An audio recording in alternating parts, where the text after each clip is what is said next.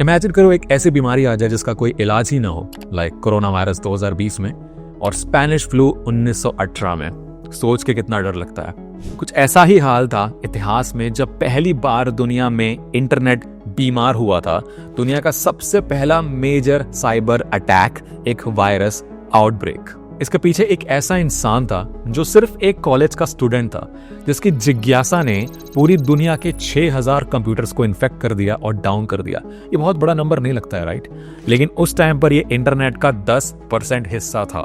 आज की हम बात करें तो करोड़ों बिलियंस ऑफ इंटरनेट यूजर्स हैं और किसी भी सेलिब्रिटी को इंटरनेट को ब्रेक करना एक सपना ही होता है। कितनी मेहनत करनी पड़ती है, सालों सालों मेहनत करनी पड़ती है अपनी स्किल पर, और लक का भी काम होता है कि वो कंटेंट आपका वायरल हो जाए according to the social media algorithm.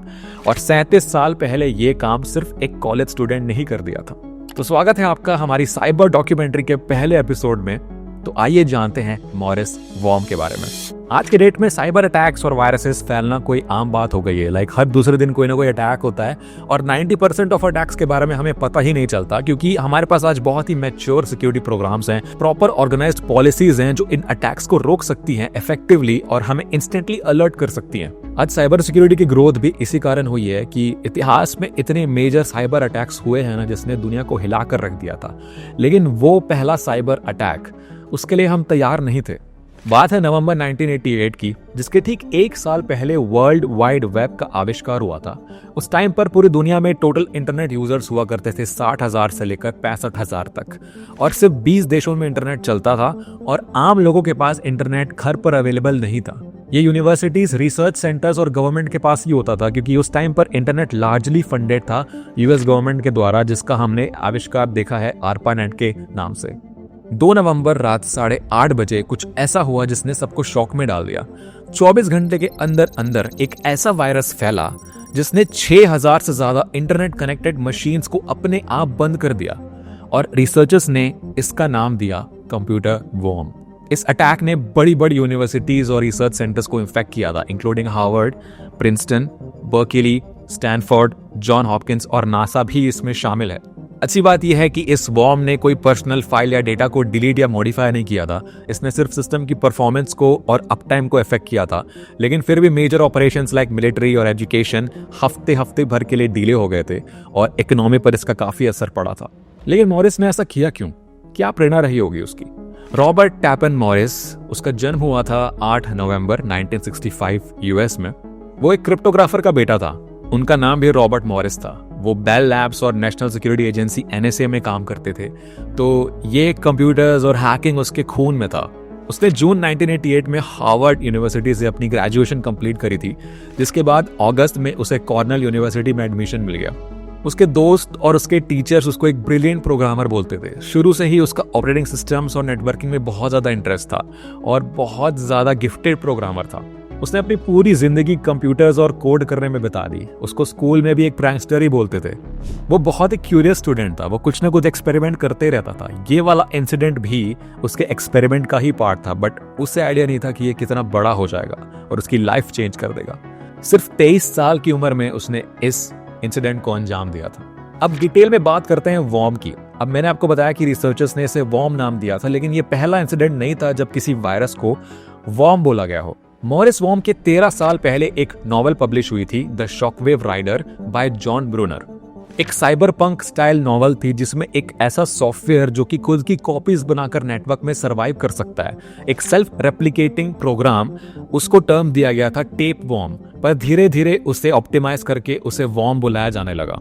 जैसे हर कंप्यूटर को एक ऑपरेटिंग सिस्टम जैसे विंडोज या लिनक्स की रिक्वायरमेंट होती है, उसमें बहुत सारे प्रोग्राम्स चलते हैं बैकग्राउंड में और उसमें डेटा और सिस्टम परफॉर्मेंस कंज्यूम करते हैं। ये वॉर्म भी कुछ ऐसे ही परफॉर्म करता है। ये उन प्रोग्राम्स की वल्नरेबिलिटीज को एक्सप्लॉइट करता है और आपके सिस्टम की परफॉर्मेंस, उसका अप टाइम इफेक्ट करता है, उसको पूरा बंद भी कर सकता है और काफी सारी और चीजें भी परफॉर्म कर सकता है। तो ऐसा जरूर बोल सकते हैं कि इस टर्म को पॉपुलराइज करने का और लोगों तक पहुंचाने का काम किया था मॉरिस ने इस वॉर्म के द्वारा। और तब से लेकर बहुत सारे कंप्यूटर वॉर्म्स हिस्ट्री में फैले हैं, लेकिन मॉरिस वॉर्म के बारे में हम हमेशा बात करते रहेंगे।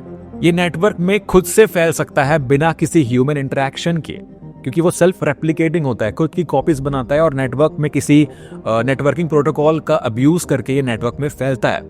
तो ऐसे ही हिस्ट्री में बहुत सारे ऐसे प्रोग्राम्स हैं जिनको डिस्ट्रीब्यूट करने का काम किया है वॉर्म ने। मोस्ट कॉमनली इसे मालवेयर और रैंसमवेयर डिस्ट्रीब्यूट करने के लिए यूज किया जाता है। और आपने सुना ही होगा, काफी पॉपुलर नाम है एक बड़े साइबर अटैक का, WannaCry, जो कि वॉर्म से ही फैला था, जिसकी बात किसी और वीडियो में करेंगे। लेकिन इस वॉर्म की बात करें तो इसका इंटेंशन खराब नहीं था, इसे किसी को इन्फेक्ट नहीं करना था। बेसिकली इसे बनाया गया था सिस्टम्स की वल्नरेबिलिटीज और वीकनेसेस को एक्सपोज करने के लिए, ताकि लोगों को साइबर सिक्योरिटी के बारे में अवेयरनेस पैदा हो। जैसे एक एंटीवायरस प्रोग्राम होता है ना, कि आपको बताता है कि आपके सिस्टम में वायरस है, ये भी वैसा ही था। इसके इंटेंशन बुरे नहीं थे, लेकिन इसमें एक ऐसी कोडिंग मिस्टेक हो गई जिसने पूरा सीन बदल दिया। ये बेसिकली लिनक्स ओएस का एक स्पेसिफिक वर्जन टारगेट करता था, और ये इतना जल्दी इसलिए फैला क्योंकि इसमें मल्टीपल वल्नरेबिलिटीज के एक्सप्लॉइट्स लिखे गए थे। उस टाइम पर भी जहां पर प्रोग्राम ज्यादा हुआ नहीं करते थे, तो उस इंसान ने बहुत रिसर्चर वाला दिमाग लगा के बहुत स्मार्टली इस वॉर्म को लिखा है। और बहुत सारे प्रोग्राम्स थे जिसके मल्टीपल चीजें यहाँ पर लिखी गई हैं। सबसे पहला प्रोग्राम है सेंड मेल, जो कि यूनिक्स का मेलिंग प्रोग्राम है। उसमें डीबग मोड पे एक बग था। दूसरा प्रोग्राम है फिंगर, जिसमें एक बफर ओवरफ्लो वल्नरेबिलिटी प्रेजेंट थी, उसका एक्सप्लॉइट लिखा गया था। तीसरा है, ये बहुत कॉमन है, जो आज भी हम देखते हैं कि लोग पासवर्ड स्ट्रांगली सेट नहीं करते हैं। और उस टाइम पर जब बहुत ज्यादा अवेयरनेस भी नहीं थी लोगों को स्ट्रांग पासवर्ड पॉलिसीज की, तो जो नेटवर्किंग प्रोटोकॉल्स हैं लाइक SSH, उसमें लोगों ने डिफॉल्ट कॉमन पासवर्ड्स या ब्लैंक पासवर्ड्स भी छोड़कर रखे थे, तो उसको ही एक्सप्लॉइट करता था और नेटवर्क में और फैलता था। इसका इंटरफेस बड़ा सिंपल था। ये लोगों से एक सवाल पूछता था। सवाल ये था कि क्या इस सिस्टम में इस प्रोग्राम की एक कॉपी ऑलरेडी है, और उसका जवाब देना होता था यस या नो में। अगर आप उसका जवाब देते हो यस, तो ये प्रोग्राम अपने आप को और कॉपी नहीं करेगा, मतलब ये और नहीं फैलेगा, आपके सिस्टम पर ही एग्जीक्यूट नहीं होगा, क्योंकि उसको लगेगा कि कंप्यूटर ऑलरेडी अफेक्टेड है।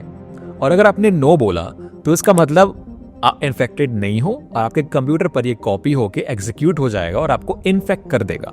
अब आप और मैं इतने स्मार्ट तो हैं कि हमेशा यस ही चूज करें, क्योंकि हमें पता है कि हमारे सिस्टम को बचाना है, तो ये कॉपी नहीं होने वाला।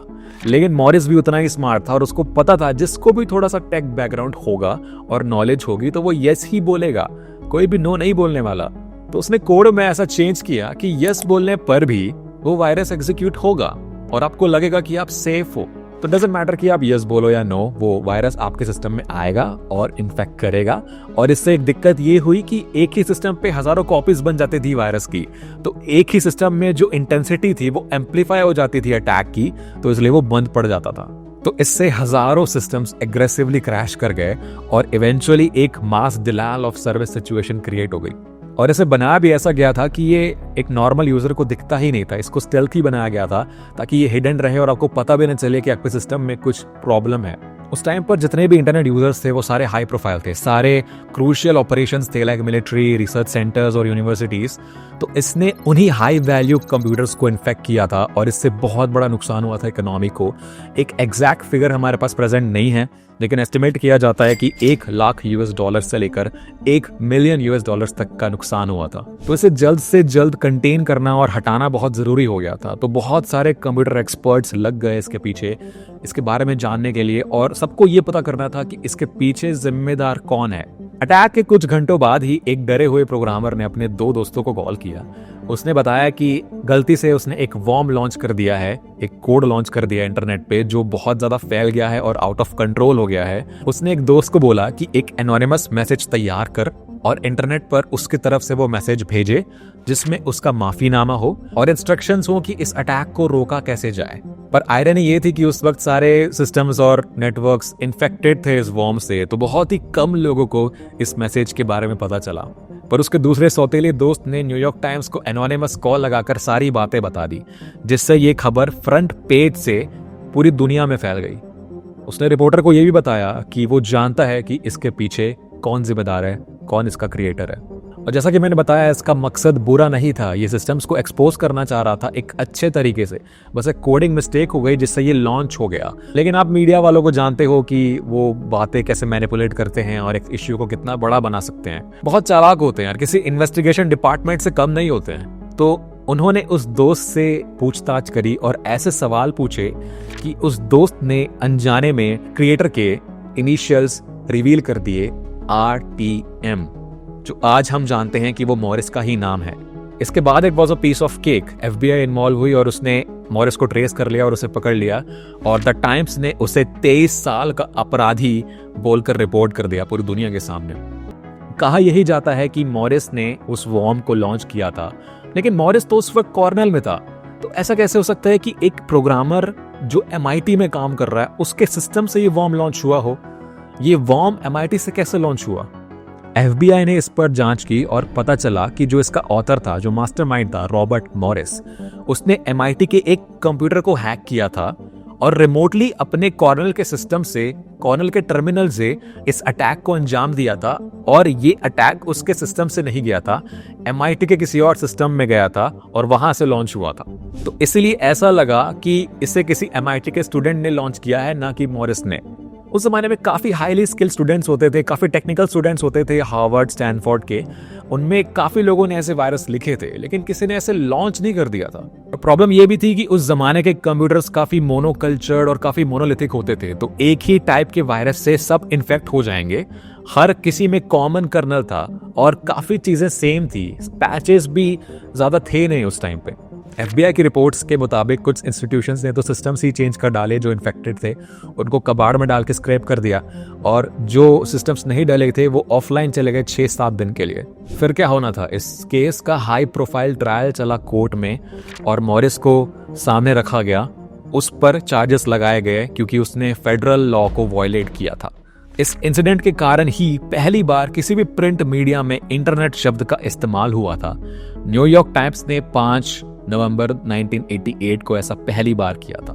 एक्सपर्ट्स का कहना था कि इससे बहुत गलत मोटिवेशन मिल जाएगा काफी लोगों को जो टेक्निकल हैं, मालिशियस कोड स्प्रेड करने का और गलत वॉर्म्स, वायरसेस लिखने का। तो इससे काफी सारे और बैड इंटेंशन हैकर्स पैदा हो सकते हैं दुनिया में। कांग्रेस ने 1986 में एक एक्ट रिलीज किया था, computer fraud and abuse act. Morris ऐसा पहला इंसान बना जिसे उस एक्ट CFAA के अंडर कॉन्विक्ट किया गया था। बहुत बुरा हो सकता था आज हम देखें कि अगर कोई ऐसा इंसान मिलता है जिसने बहुत बड़े साइबर अटैक्स किए हों, बहुत लाखों डॉलर्स का नुकसान किया हो, उसको जेल होती है, बहुत लाखों की फाइन होती है, मे बी लाइफ टाइम होता है ये सब कुछ। लेकिन उस टाइम पर मॉरिस का इंटेंशन खराब नहीं था और वो सिर्फ 23 साल का था। तो काफ़ी अपील्स हुए, काफ़ी बार बैक एंड फोर्थ हुआ कोर्ट में, तो उसे जेल तो नहीं हुई, लेकिन उसे $10,000 का फाइन लगा और उसे 3 साल के लिए प्रोबेशन में रखा गया, जिसमें उसे कोर्ट में एक प्रोबेशन ऑफिसर के सामने आकर हाजिरी देनी होती थी और वॉलंटियर वर्क करना होता था in the field of computer science, और उसे पढ़ाना होता था बेसिकली स्टूडेंट्स को कंप्यूटर साइंस के बारे में और अच्छी प्रैक्टिसेस के बारे में। इसी दौरान उसे कोई और क्राइम नहीं करना था और उसके सिस्टम और इंटरनेट एक्सेस पर भी रेस्ट्रिक्शंस लगाए गए थे, जिसकी सारी डीप में डिटेल्स हमारे पास अवेलेबल नहीं है। उसे 400 घंटे का कम्युनिटी वर्क और अनपेड सर्विस परफॉर्म करनी थी। तो अगर हम सारे एक्सपेंसेस जोड़ लें, प्रोबेशन ड्यूज वगैरह सब जोड़ लें, तो $13,000 का टोटल फाइन लगा था मॉरिस को। इस इंसिडेंट ने मॉरिस की लाइफ हमेशा के लिए चेंज करके रख दी, भले उसने जान कर न किया हो। उसे बड़ा धक्का लगा था और इस बात का पछतावा हुआ कि पूरी दुनिया के सामने उसकी एक खराब छवि बन गई थी। हर कोई मॉरिस की बात करता था, वो साइबर अटैक की बात करता था और लोगों के मन में डर फैल गया था सिर्फ उस इंसान के कारण। तो ये बात उसे बिल्कुल पसंद नहीं थी, तो वो मीडिया कवरेज से दूर रहना चाहता था। उसने बड़े बड़े जर्नल्स और इंस्टीट्यूशंस के सामने ये बात रख दी कि उसे कोई इंटरव्यू नहीं देना। उसको बड़े बड़े मीडिया हाउसेस ने अप्रोच किया था इंटरव्यूज के लिए, लेकिन उसने सबको मना कर दिया। उसे किसी भी तरह से मीडिया कवरेज नहीं चाहिए थी। बट अब हर चीज़ टाइम के साथ सॉल्व हो जाती है, तो अब धीरे धीरे ये सिचुएशन भी रिलैक्स हुई, वो भी लाइफ में आगे बढ़ गया। और कुछ सालों बाद 1995 में उसने हार्वर्ड से अपनी PhD कंप्लीट करी और अपने 2 कलीग्स के साथ उसने मिलकर एक वेब एप्लीकेशन बनाया, वाया वेब, जो कि एक ई-कॉमर्स प्लेटफॉर्म था, जिसे वर्ल्ड का सबसे पहला वेब एप्लीकेशन भी कहा जाता है। और मजे की बात यह है कि इसे 3 साल बाद याहू ने एक्वायर भी कर लिया था फॉर $50 मिलियन। मॉरिस ने अपना पैशन कभी नहीं छोड़ा, उसे हमेशा से इंटरेस्ट था और उसने इंटरेस्ट हमेशा फॉलो किया। भले उसने काफ़ी साल कोर्ट में बिताए, लेकिन उसने कई प्रोजेक्ट्स और प्रोग्राम्स लॉन्च किए थे काफ़ी बड़े बड़े, और प्रोग्रामर कम्युनिटी में काफ़ी साल तक एक्टिव रहा। मॉरिस वॉर्म का सिग्निफिकेंस साइबर सिक्योरिटी में बहुत इंपॉर्टेंट चेंज लेकर आया है। इसे ग्रेट वॉर्म भी कहा जाता है क्योंकि इसने सिर्फ ऑब्जेक्टिव इम्पैक्ट नहीं डाला है साइबर सिक्योरिटी में, इसने लोगों का नजरिया इंटरनेट और सिक्योरिटी पर भी हमेशा के लिए बदल दिया था। इसने लोगों के दिमाग में इतना डर पैदा कर दिया था ना, क्योंकि ये सब चीजें पहली बार हो रही थी उनकी लाइफ में कि उनका सिस्टम उनके पास ऐसे अचानक बंद पड़ जाए किसी और के द्वारा। तो इतना डर बैठ गया था लोगों में कि कुछ लोगों ने तो कभी वापस ऑनलाइन न आने की बात भी कर दी थी। ये स्टोरी इतनी ज्यादा न्यूज और मीडिया में फैल रही थी कि पहली बार लोगों ने ओपनली सिस्टम्स और सिक्योरिटी के बारे में बात करना चालू किया। इसके बाद ही था कि लोगों ने अच्छे सॉफ्टवेयर कोड करना चालू किए, बड़ी बड़ी कंपनीज बनाई गई और एंटीवायरस सॉफ्टवेयर्स लॉन्च होना चालू हुए। आज तो हमें इस चीज की आदत सी हो गई है, लेकिन उस टाइम के बारे में सोचो जब एंटीवायरस हुआ ही नहीं करते थे, लोगों के पास कोई तरीका ही नहीं था अपने सिस्टम को बचाने का, कंप्यूटर्स भी खुद को नहीं बचा सकते थे, तो क्या इम्पैक्ट रहा होगा लोगों पर। मैं ये नहीं कह रहा हूं कि इसके पहले कोई वायरस फैला ही नहीं था दुनिया में, लेकिन ये पहला इंसिडेंट था जिसने मेन स्ट्रीम मीडिया में कवरेज हासिल करी थी उस जमाने में जब कंप्यूटर्स और इंटरनेट बहुत नई चीजें हुआ करती थी। इसके बाद गवर्नमेंट ने भी सिक्योरिटी को सीरियसली लेना चालू किया, बहुत बड़ी बड़ी कंपनीज बनाई, डेवलपर्स सामने आए, सिक्योरिटी प्रोग्राम्स कोड करने चालू किए और ऐसे ही हमें एंटीवायरस प्रोग्राम्स दिखने चालू हुए। धीरे धीरे एंटीवायरस और इंट्रूजन डिटेक्शन सिस्टम्स मार्केट में आना चालू हुए। यूएस ने खुद की एक computer emergency response team CERT बनाई डिपार्टमेंट ऑफ डिफेंस के अंदर। एक नई वेव चालू हुई न्यू जनरेशन हैकर्स की, जो आज तक चल रही है और हर दिन हर घंटे इंटरनेट को नुकसान पहुंचाने की कोशिश करती रहती है। तो ये जो इंटरनेट का और साइबर सिक्योरिटी का वेकअप कॉल है ना, ये हमको 35 साल पहले ही मिल चुका है। आज के डेट में मॉरिस वॉर्म का सोर्स कोड एक फ्लॉपी डिस्क में रखा गया है कैलिफोर्निया के कंप्यूटर हिस्ट्री म्यूजियम में। बट चिंता मत करो, अगर ये लीक भी हो गया तो आज के कंप्यूटर्स में ये काम नहीं करने वाला, क्योंकि जो वल्नरेबिलिटीज ये एक्सप्लॉइट करता था वो आज के सिस्टम्स में एग्जिस्ट नहीं करती है। तो ये था दुनिया का सबसे पहला cyber attack, Morris worm. I hope कुछ सीखने को मिला होगा आपको, ये स्टोरी अच्छी लगी होगी, कैसी लगी बताना जरूर, और आपका फीडबैक ही मुझे बताएगा कि ये टाइप ऑफ वीडियोस आपको कैसे लगते हैं, क्योंकि ये पहला अटेम्प्ट था मेरा इस केस स्टडी और डॉक्यूमेंट्री स्टाइल वीडियो का। तो प्लीज़ कमेंट्स में बताना, मुझे फीडबैक शेयर करना कि मुझे ये आगे कंटिन्यू करना चाहिए क्या, क्योंकि बहुत सारे ऐसे इंसाइटफुल साइबर इंसिडेंट्स हुए हैं पास्ट में जिससे बहुत कुछ सीखने को मिला है और इंडस्ट्री काफ़ी चेंज हुई है, जैसे WannaCry, Log4j। तो बताना ज़रूर, और ऐसे टाइप की वीडियो से बहुत जनरल नॉलेज मिलती है तो ज़रूरी भी हो जाते हैं, और ऐसा कंटेंट सब तो कोई बनाता नहीं है। सो आई होप ये वीडियो आपको अच्छा लगा होगा। अच्छा लगा तो लाइक कर दे, सब्सक्राइब कर देना नहीं किया है तो। और cyber security practically proper beginning से एकदम एथिकल हैकर बनने के लिए सीखनी है, रेड टीमिंग, पेन टेस्टिंग वगैरह सीखनी है तो मैंने खुद पढ़ाए हुए हैं, खुद के कोर्सेज हैं मेरे। मैं खुद 4 साल से इंडस्ट्री में काम करता हूँ और मुझे पता है क्या पढ़ाना जाना चाहिए। तो डिस्क्रिप्शन में चेक कर लो, लिंक से सारे ऐप और वेबसाइट्स के CH OSCP सब कवर किया हुआ है, एकदम बेस्ट डील के साथ, हिंदी में पढ़ाया हुआ है, चेक कर लेना एक बार। और आई होप ये वीडियो आप आगे भी शेयर करोगे दोस्तों के साथ, क्योंकि इंटरेस्टिंग लगा होगा। तो बस आगे के लिए ऐसे ही साइबर सिक्योरिटी में वीडियोस लाते रहता हूँ मैं, तो बस देखते रहिए, सीखते रहिए और गुड बाय।